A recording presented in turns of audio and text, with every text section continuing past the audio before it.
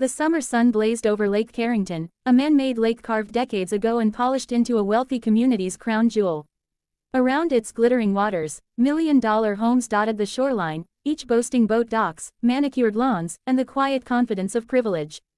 At the far end of the lake, though, there stood something that didn't quite fit the homeowner's pristine picture: the small wooden bridge that crossed a narrow creek, built generations ago by the family of Evelyn Carter, a black woman who had inherited her property long before the homeowners association even existed. The bridge wasn't grand or modern. It wasn't the kind of thing you'd see in glossy real estate magazines that the HOA president liked to pass around at meetings. But to Evelyn, it was more than planks of wood over running water. Her grandfather had built it by hand so his children could cross safely to the family's fishing spots. Over time, Evelyn and her own children had walked across it countless times. It was her connection to her family's history, to the land itself. To the HOA, though, it was an eyesore that devalued property aesthetics.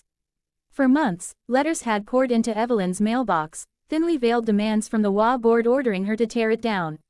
They claimed it was unsafe, a liability, and against community standards.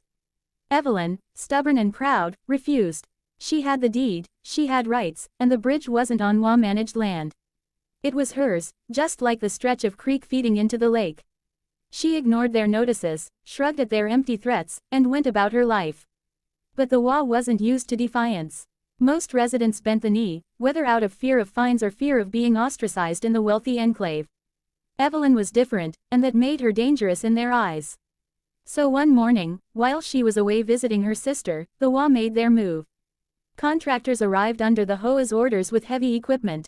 Neighbors peeked through blinds as machines rumbled over Evelyn's property line. By noon, the bridge that had stood for nearly 70 years lay in splinters. Its wood, weathered but strong, was shoved into a dumpster like trash. The creek ran quiet and empty beneath the scarred banks.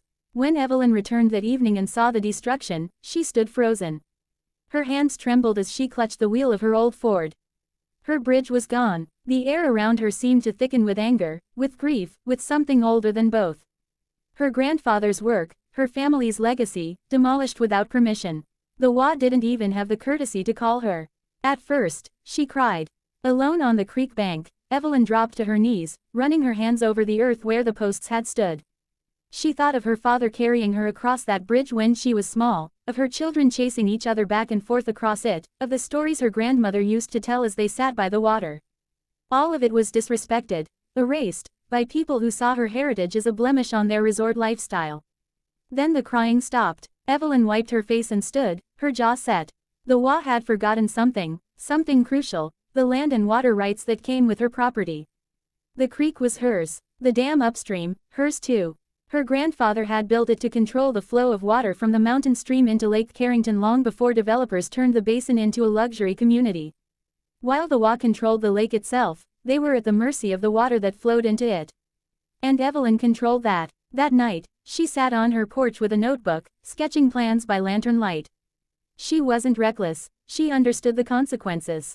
But the HOA had taken what wasn't theirs, and she wasn't about to let them believe they could trample her rights without cost. Over the next few days, Evelyn inspected the old dam. It was sturdy, reinforced decades ago with concrete and steel beams. The wheel mechanism to open the floodgates still worked, though it had grown stiff with rust. She oiled it quietly, taking her time, making sure no one noticed. The HOA board members drove by her property occasionally, smug in their destruction, laughing about how they had cleaned up the view. They had no idea what she was preparing. When the weekend arrived, Evelyn made her decision. The lake was busy, filled with kayakers, boaters, and families lounging at the expensive resort that lined its southern shore. The resort had been built recently, marketed as an exclusive getaway with waterside cabins and sandy artificial beaches. It was the HOA's pride and joy, valued at nearly $2 million. Evelyn had warned them, in letters they ignored, that messing with her land would bring trouble. Now, she would show them what trouble looked like. Just after dawn, Evelyn hiked up to the dam.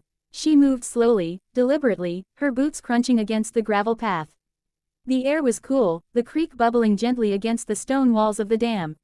She placed both hands on the wheel and pushed. At first, it resisted. The metal groaned, stiff from years of disuse. But Evelyn leaned in with all her strength. Slowly, painfully, the wheel began to turn. The gates creaked open, and water surged. The creek swelled, rushing forward with a force it hadn't seen in decades. It poured downhill, feeding into Lake Carrington. At first, the difference was subtle. The lake's surface rippled harder, boats bobbed a little more violently against their docks. But Evelyn didn't stop. She cranked the wheel further, letting the water roar through. Then, just as quickly, she reversed it, diverting the flow away from the lake altogether. The creek carved a new path along its natural course, bypassing the artificial basin. Within hours, Lake Carrington began to shrink. The resort's shoreline receded. Boats sat tilted in the mud. Fishermen cursed as their favorite spots went dry. By noon, the once pristine water had dropped dramatically, exposing ugly ridges of clay and muck where manicured beaches used to be. By sunset, the grand resort that the HOA boasted about looked like a ghost town, its Lakeside cabins standing over barren earth.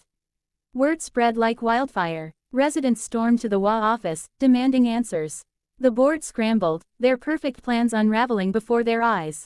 The resort owner threatened lawsuits. But Evelyn, she sat on her porch sipping sweet tea, watching them panic from afar. She didn't need to say a word. Her actions spoke loudly enough. The bridge was gone, but she had reminded them of something more important. She wasn't powerless, and she wasn't alone. The land remembered, and so did she.